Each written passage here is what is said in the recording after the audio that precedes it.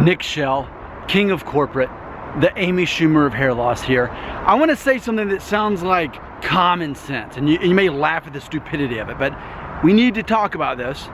The concept that if you have a buzz cut, and especially if you have any sort of receding hairline whatsoever, of course, with the sun shining down, it might make my Norwood 2.5 look even worse. But here's the concept.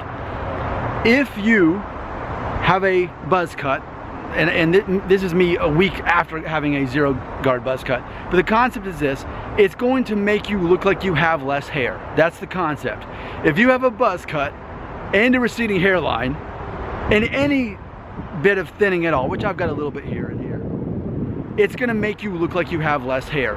And I know you can hear that and think, well, that's the whole concept. If you've got a receding hairline and thinning it all and you buzz it off, it's gonna make it look like you have less hair.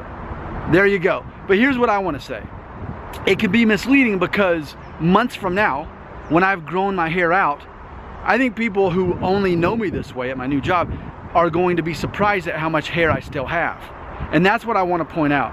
That it, in theory, can make you look like you've got a lot less hair, the ability to grow less hair. And I think because of that, what happens is people don't exactly know how much hair you can still grow. They can look at people who are meeting me for the first time this week, can look at me and just assume I'm a guy who probably can't grow much hair.